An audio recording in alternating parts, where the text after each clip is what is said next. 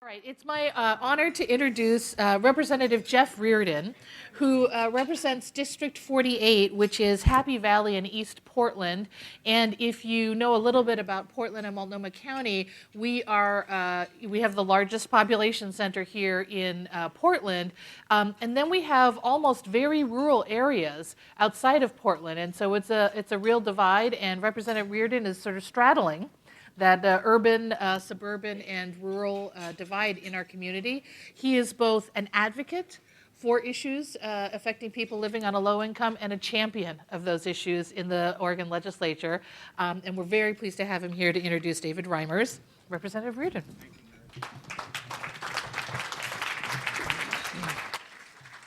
Wow, this is great to be here. What a crowd. I didn't know what I was getting into, frankly, so it's really exciting to see people from all across the state, and especially from across Oregon, because we do talk a lot about urban, rural issues, and so I'm glad everybody's here to work together on that. I'm not supposed to talk a long time, but I am so proud to be here today to introduce David. I'm going to do the legal print, like that part first, and then, because I don't think you want me to read his whole entire 12-page resume. I'm serious. So we'll give you the short version. So David Riemer, Senior Fellow at Community Advocates Public Policy Institute in Milwaukee, Wisconsin. And the Policy Institute promotes and implements evidence-based policies that will prevent and reduce poverty while fostering wellness for individuals and families. And he's been active for many years in reshaping Wisconsin and U.S. policies on welfare, poverty, health care, and education. I think I'll just stop right there because you know the title of his speech, and that's what was next.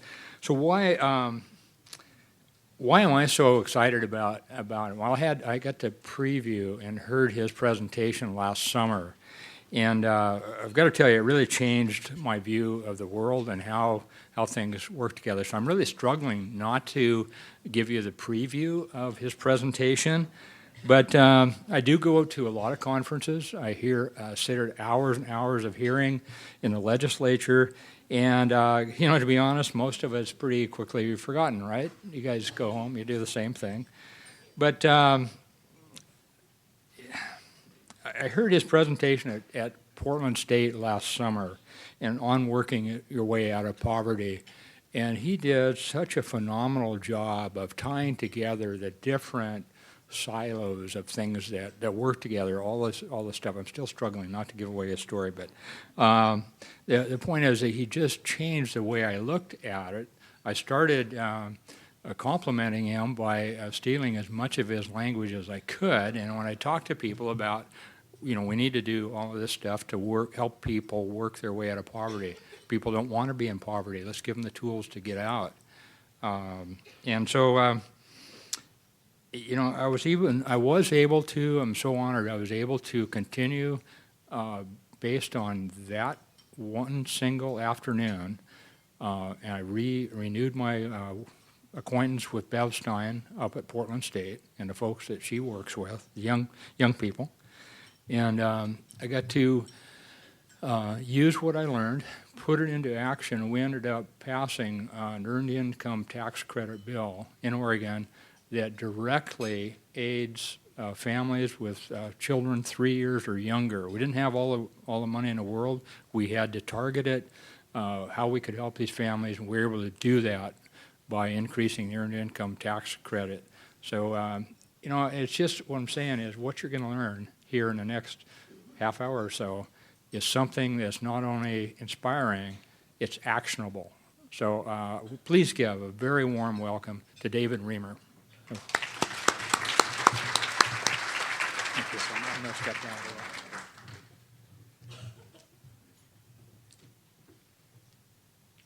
Well, thank you, Representative Reardon. Can everybody hear me back in the corner?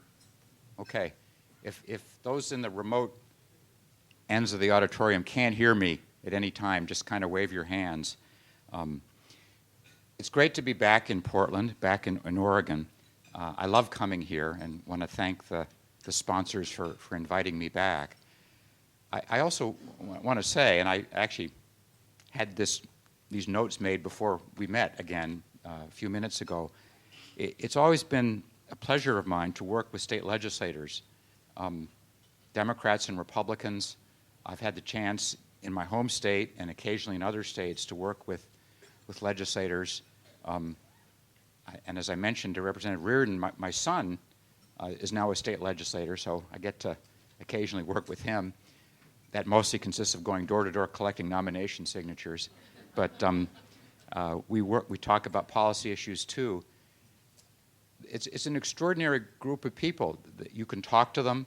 They'll listen. They won't always agree. But more often than not, I've had the chance of sitting down with a state representative or a state senator, and an idea turns into a proposal, and often very quickly it turns into a law. This has happened to me over and over again, and I know it's happened to other people. I like to think that part of it is I have such great ideas that they want to run with them. But I think the larger part of it has to do with the way this particular branch of government simultaneously is close to the people, and yet at the state level has a lot of capacity to deal with some of the most important issues. How our kids are educated, economic security issues, workers' compensation, unemployment insurance, earned income tax credit, tax policy, environmental matters, preserving pollinating insects, all the way to preserving our natural resources. So it's something that I think you're very fortunate in this state to have a wonderful legislator. I know Bev Stein served in the legislature a while back, and now Jeff Reardon. So thank you for the work that you do. I'm going to be talking for about half an hour on the question of what would it take to dramatically reduce poverty. The next slide gives the reason to believe that it's not an idle question. This illustrates the drop in poverty using the official measure. I know there was some discussion earlier about the supplemental measure, and I'll come to that in a bit.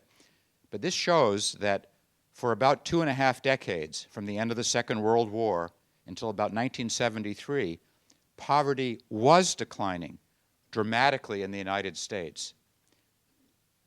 And then we got on this plateau where we've been stuck ever since, between roughly 11% and 15%, ups and downs as we go into recessions or have boom times. But we know we could do it. We did it once before. Now, there clearly were a lot of reasons for that didn't have to do with what we call government programs, or at least government anti-poverty programs. I didn't have a time to put this in the presentation, but I was looking this morning at Infographics' list of wonderful graphic illustrations of who had what share of the world's GDP going back to the year one. And for a long time it was India, followed by China, and then Europe started to catch up and replace them, and then the United States caught up with Europe and replaced it as wealth, GDP in Asia fell to a very low level. This chart begins at a point roughly near the, it actually goes back into the 50s. At the end of the Second World War, the world economy and the American economy were almost the same thing. We had something like 30% of the world's GDP. We were dramatically ahead of Europe. The idea that China would be an economic powerhouse or India would have been absurd. Some of you are probably old enough in this room to remember when made in Japan meant junky things that fell apart. And if one had said, we have to worry about imports from China, we would have said, well, what are we going to buy from them? The little red book? I mean, they have nothing to sell that we would want. So some of what happened is that the total domination of the economic world by the United States came to an end, a normal process. We're now sharing the world's economy with other countries. But much of our institutions were put in place in a world in which Europe wasn't a competitor, China wasn't a competitor, India wasn't a competitor. So part of the problem is that we haven't adjusted to the new normal of international competition. We still live in a world where it's just assumed that if you're an American and you hit age 18 or 19, if you can breathe, if you can fog a mirror and set your alarm clock and your back doesn't break, you can have a job and you won't be poor and you'll have good benefits. That's not true anymore. It hasn't been true since really the early 70s, but we haven't honestly dealt with that change. There were some other things that happened in the 40s and 50s that helped reduce poverty. My father went to graduate school on the GI Bill. How many people in this room had a father or a mother or an aunt or an uncle who got more or less free or low-cost education on the GI Bill after the Second World War? It was a huge investment in the productivity of the workforce. We also were building highways. I'm not a big fan of highways that run through the middle of cities and do a lot of damage, but building highways to connect metropolitan areas made a lot of sense. That improved productivity. So we were doing a lot of things that made sense. And some of the things that we were doing, frankly, may have helped the outcome, but they were not so pleasant. It was a lot easier for certain racial and ethnic groups to get work because we had rigid discrimination against blacks. We had pretty severe discrimination against Hispanics. Asians were still suffering from discrimination. We were talking only a decade after Japanese Americans were let out of concentration camps. And women in the 50s and 60s were basically told by society, thank you for helping us win the war, Rosie the Riveteer. Now it's time to go home, get married to dad, and have some kids, which is why I'm here. Steve Goodman had a song, after they dropped the bomb, Dad went home and married Mom. So the point of it is that there were a lot of larger economic forces, some international, some national, a lot of cultural forces that when they balanced out contributed to this great reduction in poverty. Another thing that helped was we discovered penicillin, and healthcare became something other than the ability to diagnose illness really well and do almost nothing about it. So we began to be able to preserve people's health, get people back to work a lot faster. We've now entered a new era. We began entering it in the 60s and 70s as the international world economy started returning to normal, as the benefits of the GI Bill tended to kind of run out, but we didn't adjust public policy. But there's another reason why we reduced poverty. That's the main thing I want to talk about. Government policies did, in fact, contribute to a dramatic reduction in poverty. Ronald Reagan was wrong when he said we fought a war on poverty and poverty won. In fact, there were, especially for seniors, huge reductions in poverty. What you're seeing in front of you are data from the Institute for Research on Poverty at the University of Wisconsin.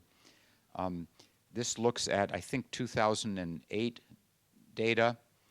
The blue bars show how much poverty there would be, first for all persons and then for kids, younger adults, and then seniors, if there were no government programs taken into account, if people relied solely on what's called market income, earnings, interest, dividends, pensions other than Social Security, and so forth. The red is after government programs are added in. After you add in not only cash programs like TANF and SSI and Social Security, but also non-cash programs like food stamps or SNAP or the Earned Income Tax Credit, which technically is cash, but it's not counted in some of the measures. And as you can see, because of government programs in Wisconsin, poverty was cut in half in 2008. For seniors, we would have had 50% of Wisconsinites over 65 below the poverty line. But because of Social Security primarily, it's down to 10%. This is Wisconsin. Oregon's numbers would be different, but pretty similar. It would probably be better in a place like Connecticut, and very much worse in Alabama and Mississippi. But the larger point here is that two things. We dramatically reduced poverty throughout the 40s, 50s, and 60s. And secondly, a large part of the reason for that was government policy. But now we're stuck. We're stuck on that plateau that I showed you before. So how do we get off the plateau? Well, the key is to figure out why it is that we remain on the plateau. What's the reason for it? And what I'm going to argue today, and I know there may be some disagreement, even pushback on this, but the key to why we have so much poverty in the United States has to do with the labor market, has to do with people's connection with the labor market. This chart shows how the labor force participation rate has declined. It's a little misleading because we're talking about a bottom scale of about 61%. But when you go from 65 or 66% down to 62, that's a whole lot of people who in days gone by would have been working who aren't working. At the height of the recession, we had about 13 million unemployed Americans, about 3 million job openings. Now, you don't have to have a PhD in math to understand that even if you filled every single opening, you're going to have 10 million people for whom there literally is no job in the economy. Things have gotten a lot better in the last several years, but we still have about 50% more unemployed job seekers using a very conservative definition. You have to be actively looking for work. It doesn't count discouraged workers. It doesn't count people who are working 5 or 10 hours. They aren't even counted as unemployed. But even using that very narrow definition, fully without work, having no work at all, and actively looking for work, and actively looking within the last 4 weeks. So it excludes the people who looked and looked and looked and then gave up for a month. Even excluding all those groups, 50% more workers than job openings at any one time. And the job openings are all job openings. That's not a conservative number. That's any job, part-time, seasonal, minimum wage, anything. So a huge part of the problem is the labor market. Now, the analogy that I like to use to explain this is a variant of the game of musical chairs. So I'm not going to ask people to stand up. I want to just look around the room, though. Look how many of you there are and how many tables and how many chairs there are in this room. I see maybe 30 chairs that aren't filled. All right.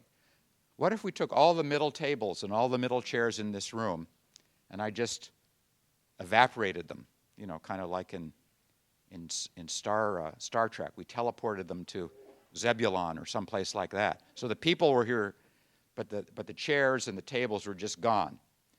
So instead of having, I don't know, 300 people and 330 chairs, you had 300 people and maybe 225 chairs. And then I asked you all to stand up, kind of get around the edge of the room, and then I blew a whistle and said, all right, 300 people, there's 225 chairs, go find a chair. And we kept doing that over and over again. What would always happen? Again, you don't need to be a math expert to know that 75 people wouldn't get a chair. All right? Now let's vary the game a little bit more. Let's assume that not all the people are equally competitive. Let's assume that some of you are blindfolded and some of you have your legs tied together, like in that potato sack race game. And let's assume that some of you are going around on your knees. And let's assume that some of you are having other players elbow you, you know, kind of in roller derby, where you get knocked down, and so on and so forth. Let's also assume that some of you are being told exactly how to walk because someone else knows which chair is going to be available, a friend, you know, someone who's pointing you, a family member, Donald Trump. Now let's also assume that not all the chairs are equal. They're equal now. I don't see any that are falling down. But let's assume that in this game, a lot of the chairs are like this, good, solid, middle-class chairs. But let's assume about Of the 225 chairs, about 75 of them have only 3 legs. And let's assume that others have arm rests and cushions. So the message to all the players is 300 people, but not equally competitive, and 225 chairs not equally comfortable. Your job is to go and get the best chair you can, and if you can't get the best chair, you can't get the next best chair. So we run the game. Now, one thing is never going to change. 75 people are still going to be without a chair, right? And conversely, 225 people are going to get a chair, but they'll get different kinds of chairs. Who gets which chair? Who loses in this game? Who doesn't get a chair, and who doesn't get a good chair? Well, it could be by chance that the blindfolded person whose legs are tied and is going around on his or her knees could stumble onto a throne. That could happen. And this is the success story that we read about. This is the Michael Jordan story, or the kid who had everything against her who managed nonetheless to, get into Harvard, Stanford, Yale, and of course University of Oregon, and chose Oregon, and then got a Nobel Prize after getting 2 Rhodes scholarships. I mean, this happens occasionally. But by and large, the people with all these handicaps are going to either not get a chair or get a bad chair. And the people with and the best chairs are going to go to the people who are unhandicapped, have friends who tell them where to go, are really fast. And no matter how often we run that game, that's what's going to happen. Now, if we improve the players, if we remove the blindfolds, if we get rid of the ties around the legs, if we make sure that nobody elbows anybody, if we get back to the same level we had before, where all the players are more or less equal, no one's getting any special help or disfavor, but we still have 225 chairs and a third of them are lousy, what's going to happen? The one answer that always remains the same is that 75 people aren't going to get a chair, and that a fair number of the chairs are bad chairs. Now, is it good to have a competition where you don't have handicaps, where people aren't held back because of race, ethnicity, gender, disability, where people get unfair advantages because they happen to know the right person in the right place? Yeah, we want competition where the person who is most capable of doing a job, whether it's playing on a baseball team or getting a professorship at a university or getting any job, gets the job. We want the person most qualified to get the chair. But at the end of the day, we're still going to have people who have no place, or people whose places are very insecure. It's hard to stay stable on a 3-legged chair. And that comes back to the labor market. It makes perfect sense to continue to invest in policies that encourage getting rid of discrimination, policies that promote education, policies that help people in hundreds of different ways be better competitors. But ultimately, to solve the problem, we've got to bring more chairs into the room, and we've got to make sure that we find a missing 4th leg and screw it on the chairs with only 3, and make sure that they all have a padding. That's the only way everybody's going to get a chair and get a comfortable chair. So it was really based on that insight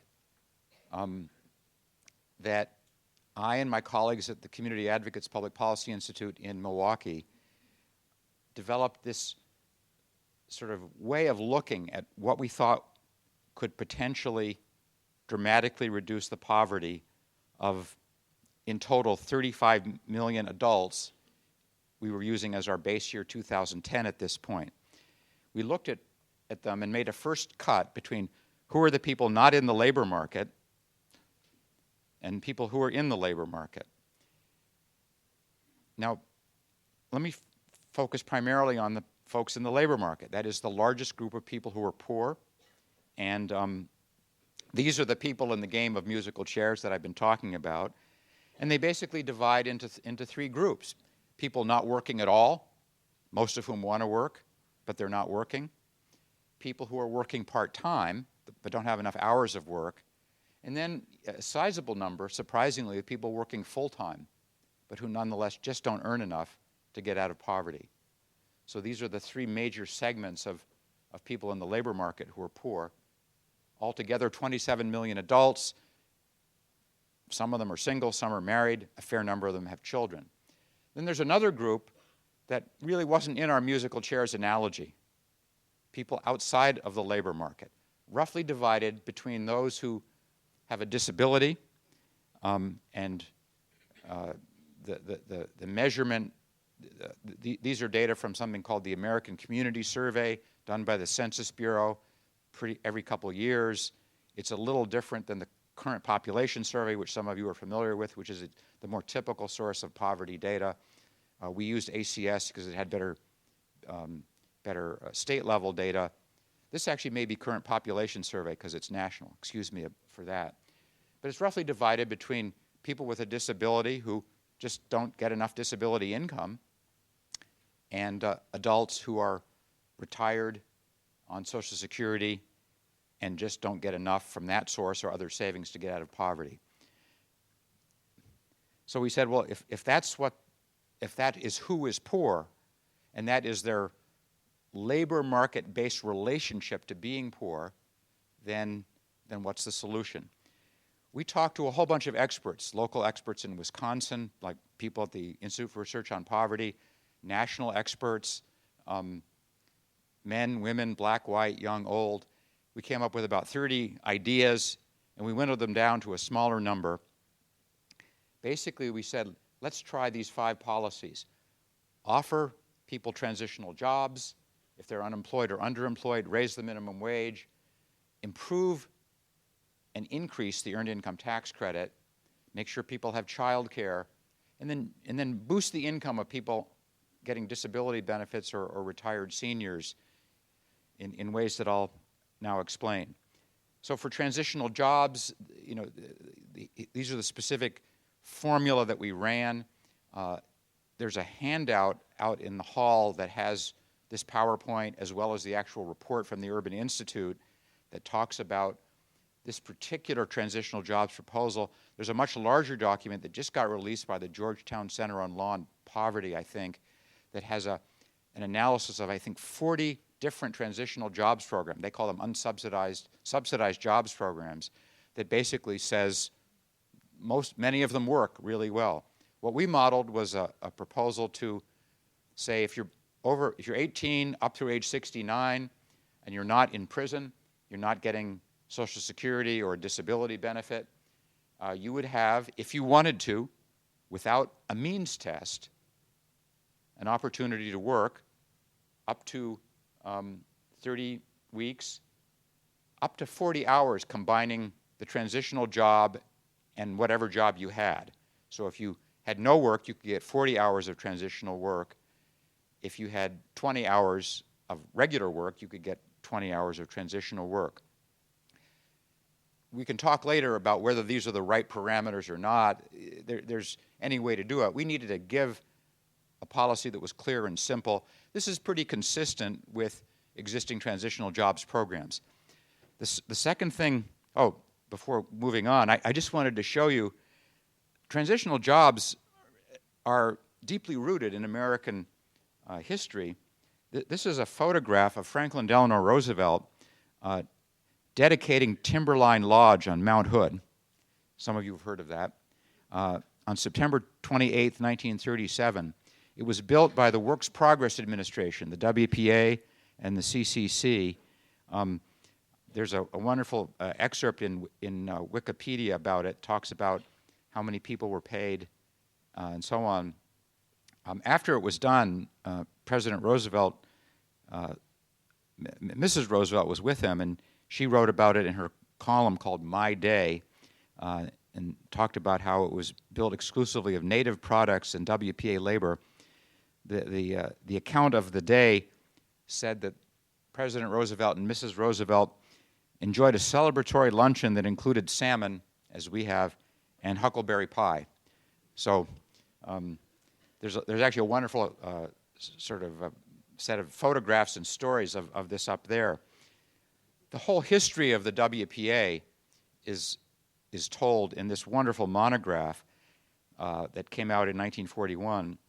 And I just want to show you one thing about it. This is, to me, one of the most interesting, exciting historical stories that almost nobody knows about.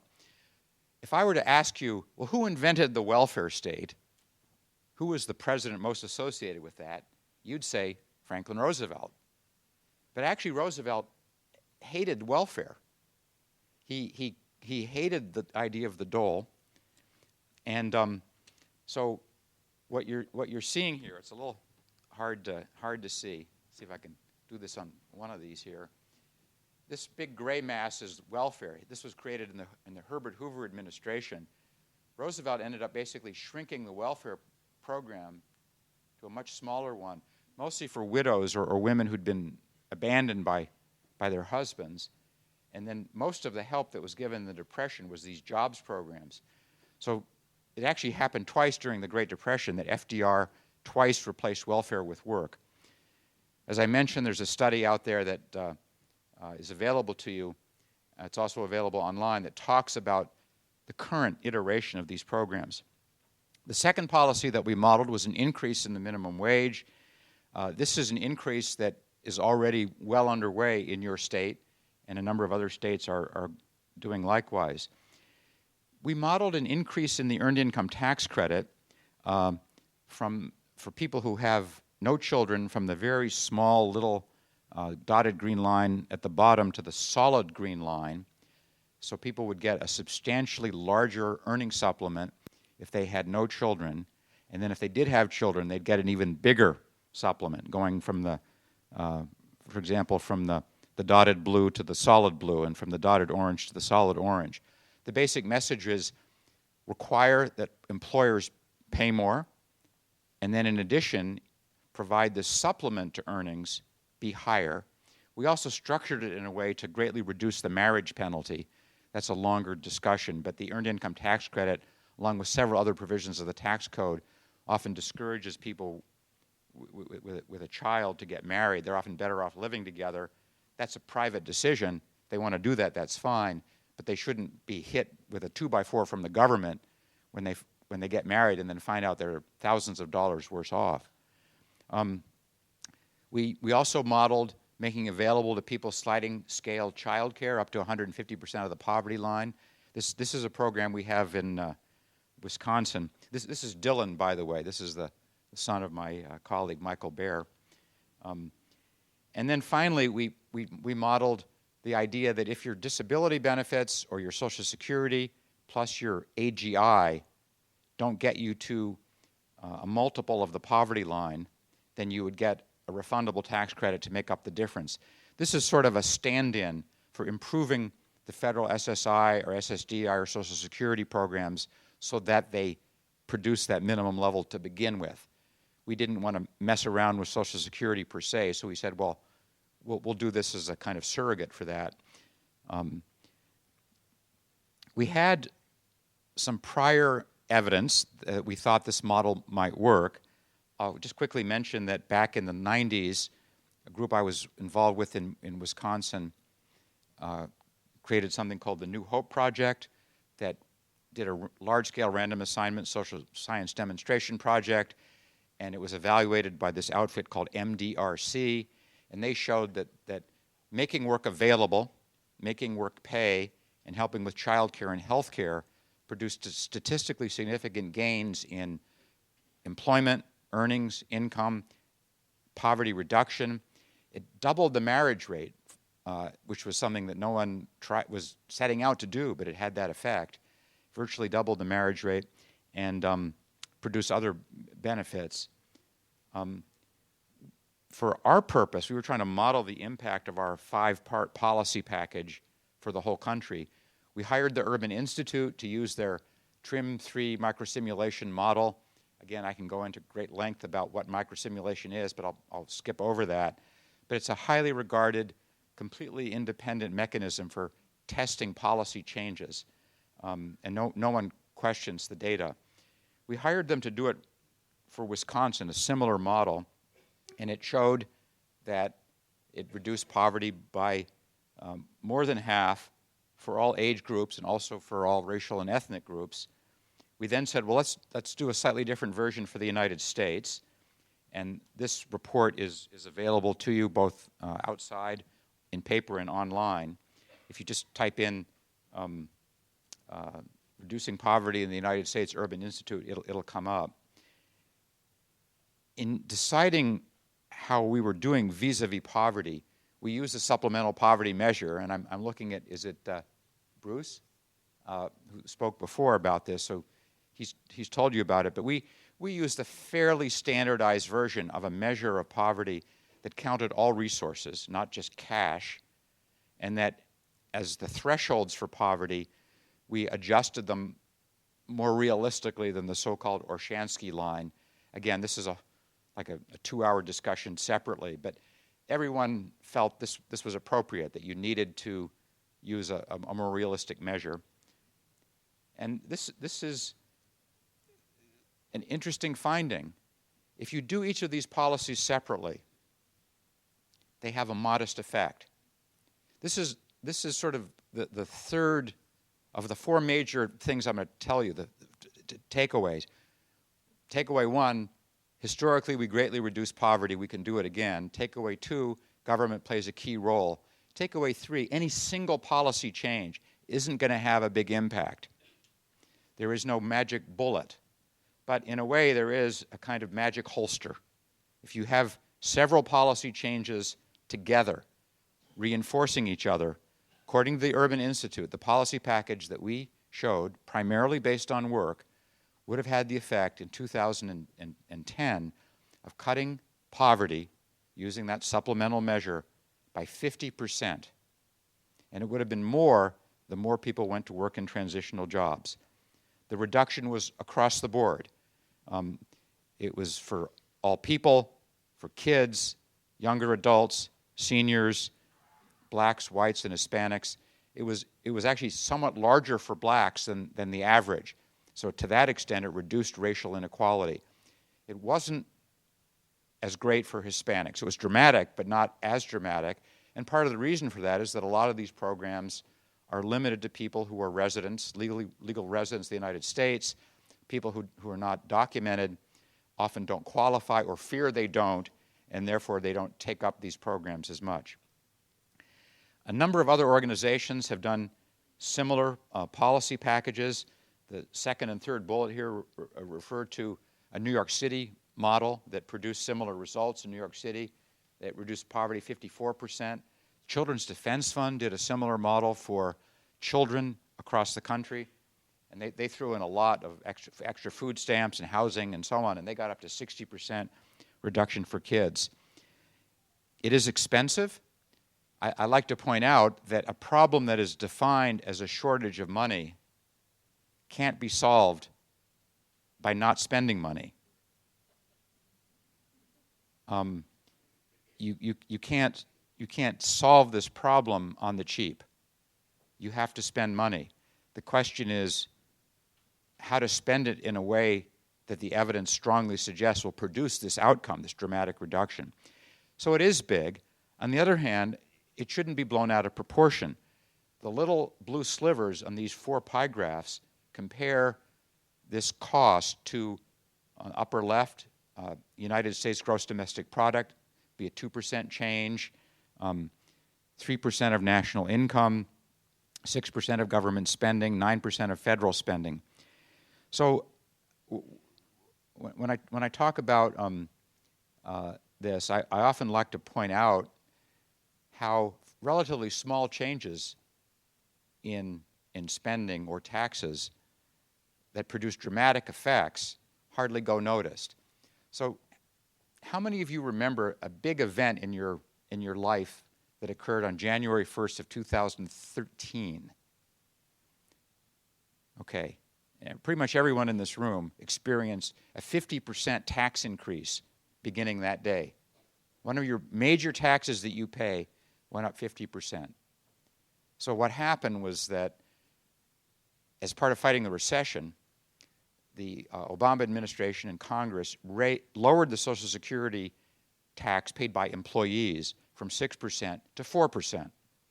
And that ran out on January 1st, 2013. So beginning that day, all subsequent wages went back to the pre-existing 6% payroll tax for Social Security.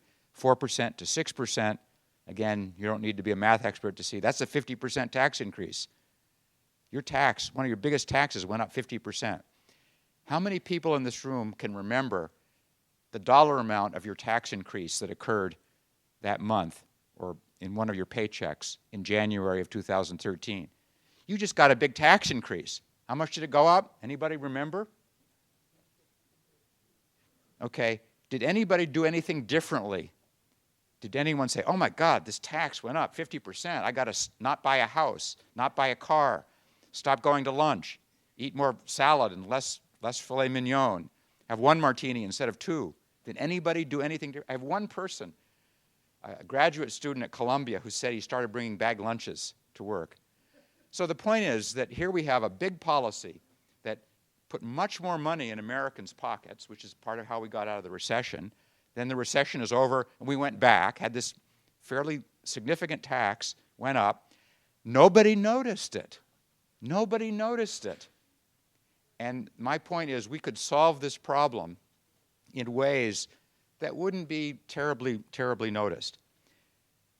So the first question I get about the practicality of this is the one I just addressed, which is, all right, you know, wouldn't this cost too much? And the answer is it's an awful lot of money.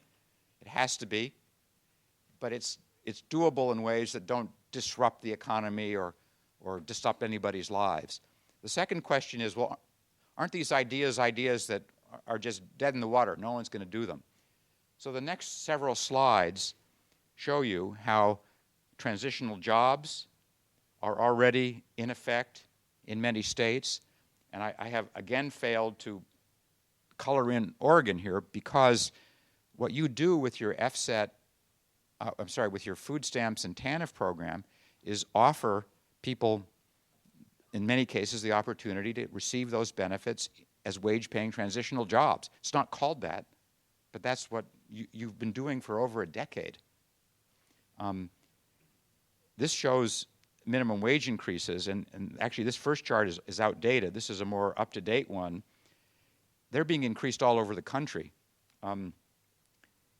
as this shows, and they're happening not only at the state level but at the local level. This is action on the Earned Income Tax Credit.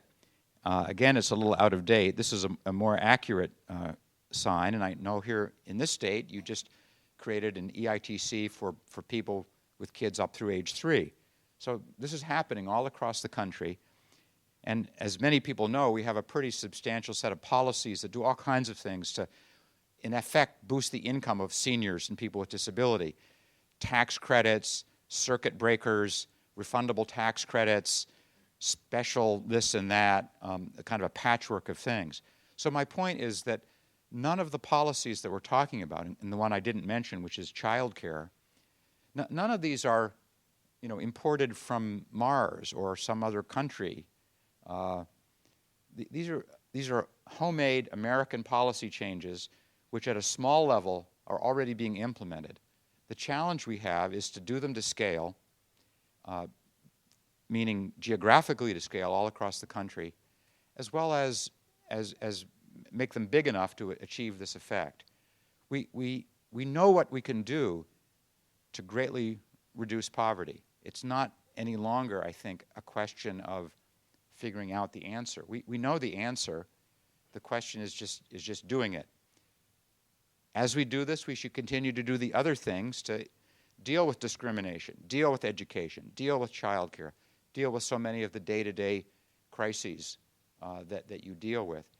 But to me, clearly the starting point is to create a floor of employment and an income.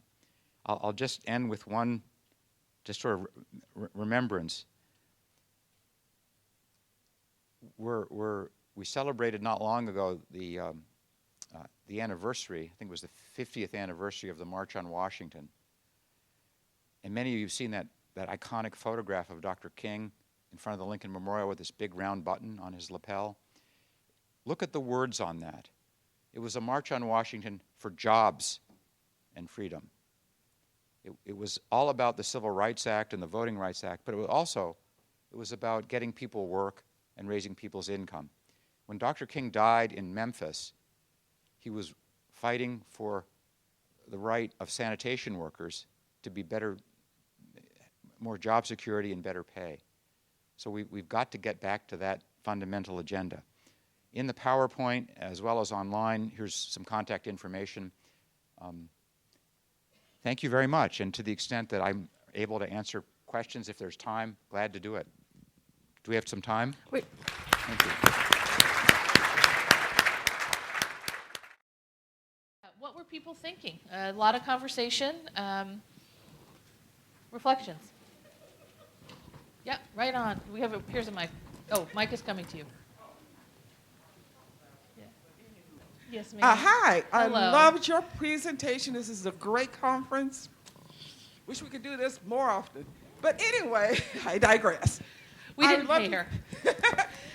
Your slides when it talked about transitional jobs clearly defined to me what a transitional job is.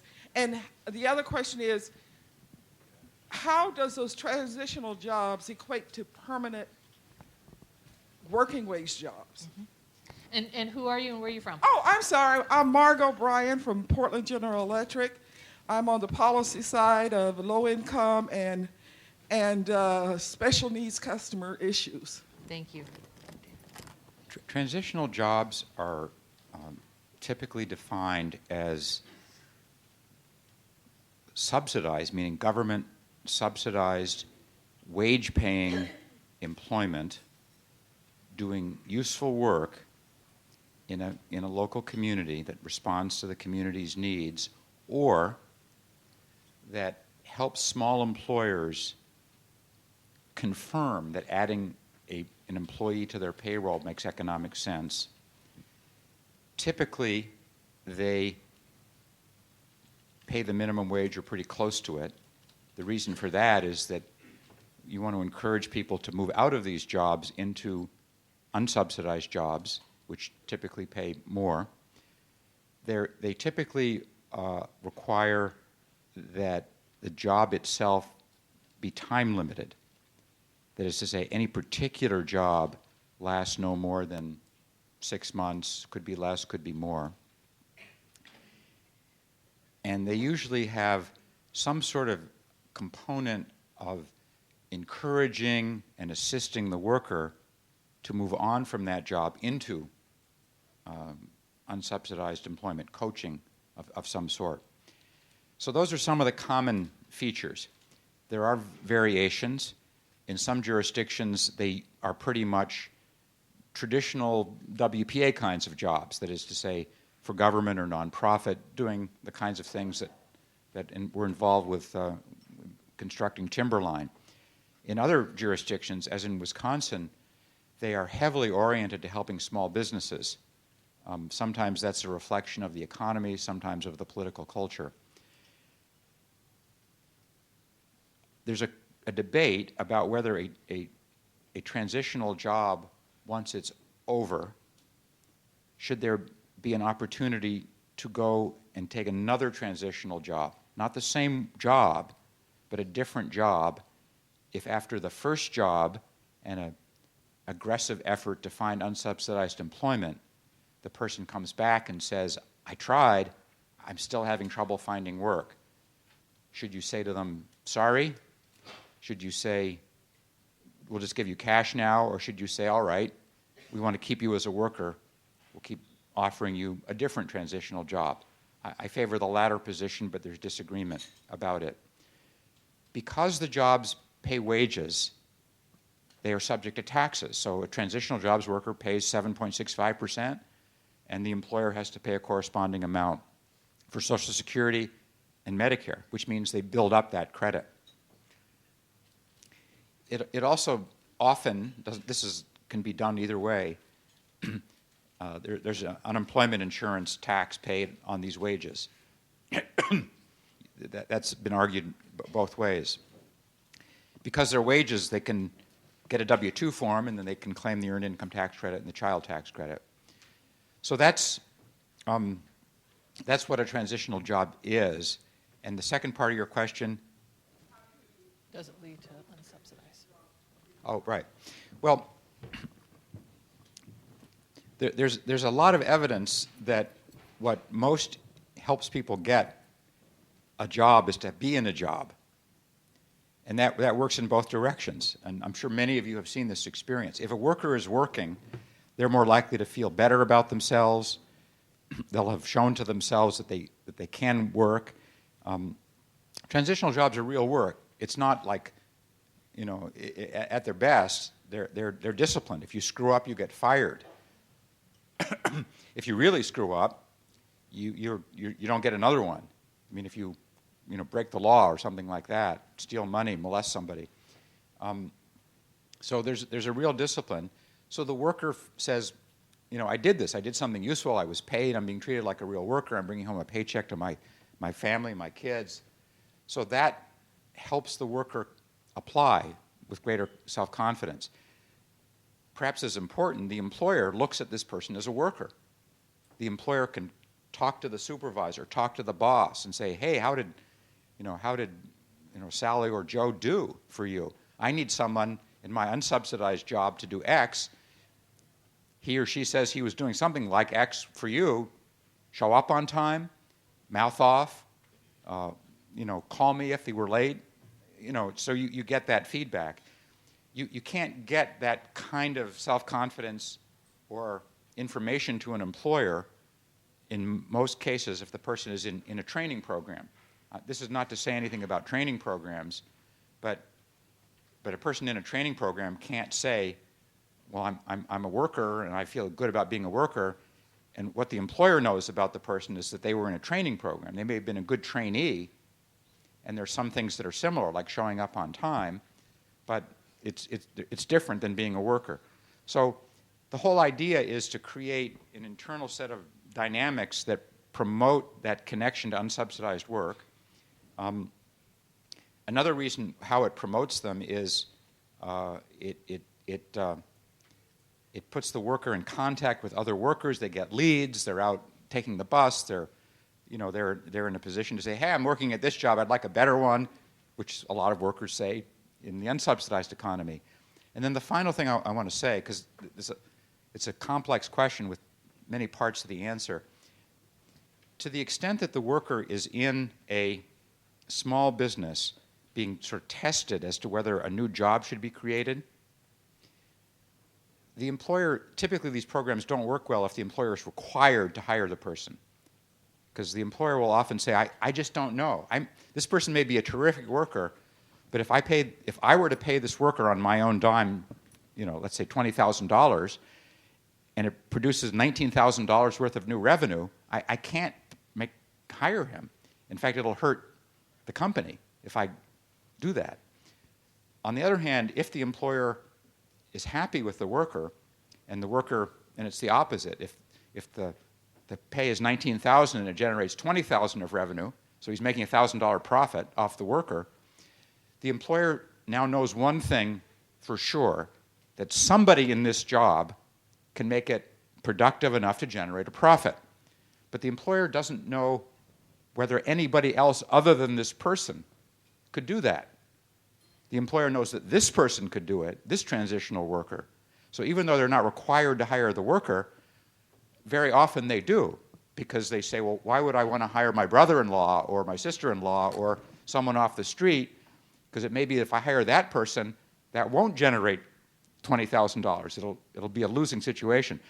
The employer's gotten to know the worker's gotten to know the supervisor, the office routine.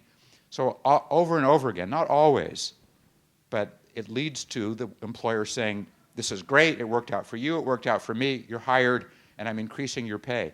And interestingly enough, here's the thing that was the most... One more question after this. The most surprising thing to me, a lot of these for-profit employers hire the worker off of a transitional job even before the subsidy runs out. And why would they do that? They're getting a free worker. Why would they do it? Well, the answer is the worker knows he or she is a good worker, and the employer's not a jerk, and if the employee applies to another firm to get a better salary, the employer isn't going to say, oh, this is a terrible worker. those people don't do that. And so the employer says, this is a good worker. I'm making a lot of money off of this worker. I'm going to hire him permanently before he gets an idea to go somewhere else. So we saw this in practice over and over again. Great. Sorry. Well, no, that was great. This is deep, it's complex, and we need to take that time. Other comments or questions? Yeah, Jackie, right on. Can we get the mic? What happened to our mic? We can share. Here. And now you're on the spot. Hi, I'm Jackie. I'm from Southern Oregon, Jackson County. We've been having a conversation at our table about the effects of raising the minimum wage. There's a kind of prevailing understanding that if you do that, all the other pricing in the marketplace goes up, and you end up kind of where you started, only at a different level. Is there any data on that one way or the other? I haven't seen data about it. It sort of makes sense that if you raise the minimum wage and it just stays at that level, eventually prices catch up and the value of the minimum wage deteriorates. What's interesting about the minimum wage, and in the Urban Institute analysis of our model, they laid it all out. I mean, it's part of why people hire them. They give you the bad news and the good news. They said that it has a lot of complicated effects. It does reduce at the margin the number of new jobs, or the number of jobs. And they estimated that based on a whole bunch of studies. However, it also encourages unemployed people to go to work, because if the minimum wage is higher, then people who might not be willing to work for a lower wage are more willing to work for a higher wage. So you have job loss, but also more workers filling vacancies faster. It obviously increases a lot of money flowing through the economy, because if the wage goes from, let's say, $7.25 to $10.25, that's a huge extra amount of money being spent. And most of the people who are being paid the minimum wage spend it all. I mean, they're not investing in stocks and bonds and mutual funds. They're spending it. And so what are they spending it on? Rent, electricity, food, diapers, clothes, gifts. Some of the money filters out to China and other countries or other states, but a lot of it stays at home. So it helps the local economy. And then the other thing that's interesting is that if the minimum wage goes up from, let's say, $7.25 to $10.25, what happens to the people in the middle, higher than the old minimum wage, but lower than the new one? They're not going to settle for just the new one. If you were making $9.25, you were $2 above the minimum wage before, and that guy making $2 less than you is now making the minimum wage, are you going to say, well, I was making $2 more than that before? They're going to say, I want $2 more than that now. They're going to want to go up to $12.25. The employer will push back and say, well, I can't give you all that. And the worker will say, well, I'm going to look around, at which point the market basically causes them typically to get some sort of increase. And at a certain point, it peters out. I mean, you're not going to find the top executives of the banks in Portland saying, well, because the minimum wage increased, I want my $1 million salary to go up to $1,001,000. I mean, Or are they? or are they? That mic was still on? Oh. But within that range, you have this sort of knock-on effect or cascade effect. So you have all these things interacting in complex ways, and the beauty of hiring the Urban Institute is that they just run it like the materials of sausage through their trim-free sausage making machine and give you the answer, and nobody disputes the result because they're so good at what they do. Thank you. Let's give another round of applause for David.